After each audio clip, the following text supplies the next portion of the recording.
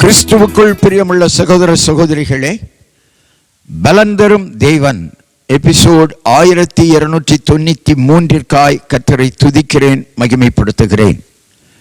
இந்த நாளிலும் சங்கீதம் 148 12 13 நான் உங்களுக்காக வாசிக்கின்றேன்.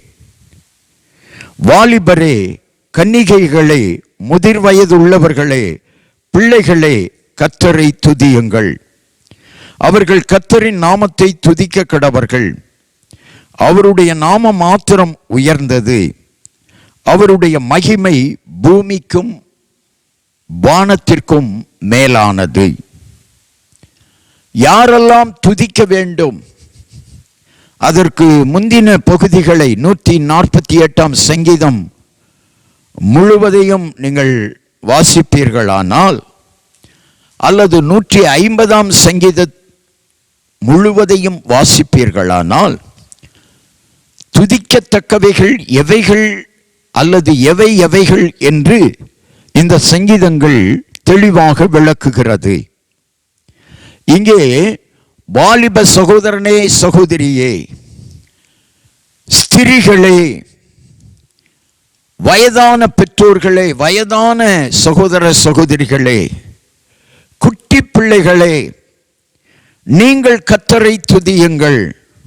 ஏனென்றால் கர்த்தருடைய நாமம் மாத்திரம்தான் துதிக்கத்தக்கதாக உள்ளது. கர்த்தருடைய நாமம் மாத்திரம்தான் பலத்த துருகமாயிருக்கிறது. நீதிமான்கள் அதற்குள் ஓடி சுகமாயிருப்பார்கள். அவருடைய மகிமை பூமிக்கும் வானத்திற்கும் மேலானது. பூமியிலும் மேலானது, பரலோகத்திலும் மேலானது. இப்ப கர்த்தரின் நாமத்தை துதிக்கிற பிள்ளைகளை கர்த்தர் ஆசீர்வதிப்பார். செய்தியை கேட்டுக்கொண்டிருக்கிற அன்பு வாலிப சகோதரனே, சகோதரியே, ஸ்திரீகளே, முதிர் வயதுள்ள பெரியவர்களே, குட்டி குட்டி பிள்ளைகளே, நீங்கள் எல்லாரும் கர்த்தரை துதித்து பாருங்கள். அவருடைய நாமம் மாத்திரமே உயர்ந்தது. ஏன் துதிக்க வேண்டும் என்பதற்கும் சங்கீதத்திலே சங்கீதக்காரன் எழுதி வைத்திருக்கிறார். அவருடைய நாமம் மாத்திரம் உயர்ந்தது, எனவே துதிக்க வேண்டும்.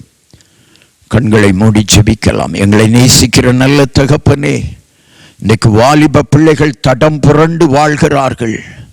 வாலிப பிள்ளைகளுக்குள்ளே சத்துருவும் சாத்தானும் நுழைந்து விட்டார்கள். வாலிப பிள்ளைகளை அநேக இடங்களிலே சாத்தான் கையில் எடுத்து பயன்படுத்துகிறான். எனவேதான் சங்கீதக்காரன் எச்சரிக்கையாய் சொல்லுகிறார், வாலிப தம்பி, வாலிப தங்கச்சி, நீ கர்த்தரை துதி மகளே. ஸ்திரீகளே, உலகபூர்வமாக வாழாதிருங்கள், கர்த்தரை துதித்து வாழுங்கள். முதிர் வயதுள்ள பெரியவர்களே, கர்த்தரை துதியுங்கள். பிள்ளைகளே, கர்த்தரை துதியுங்கள். சுவாசமுள்ள யாவும் கர்த்தரை துதிப்பதாக. துதித்து வெற்றி பெறுங்கள். எரிகோ கோட்டை துதியின் மூலம் விழுந்ததை போல உன் பிரச்சனை விழ வேண்டுமா? தோல்வியிலிருந்து நீ மீள வேண்டுமா? பிரச்சனைகளிலிருந்து விடுபட வேண்டுமா? கர்த்தரை துதி மகனே, கர்த்தரை துதி மகளே, நீ வெற்றி பெறுவாய். உன் வெற்றிக்கு பின்னாடி கர்த்தரை துதிக்கிற துதிதான் உண்டு என்பதை மறந்து விடாதே. கர்த்தரை துதிக்கிற பிள்ளைகள் ஜெயமாய் வாழ்வார்கள். கர்த்தரை துதிக்கிற பிள்ளைகளின் பிரச்சனைகள் மாறும். கர்த்தரை துதிக்கிற பிள்ளைகளின் வியாதி மாறும், கடன் மாறும். கர்த்தரை துதியுங்கள், வெற்றி பெறுவீர்கள். இயேசு கிறிஸ்துவின் நாமத்தில் ஜெபிக்கிறேன் பிதாவே, ஆமென்.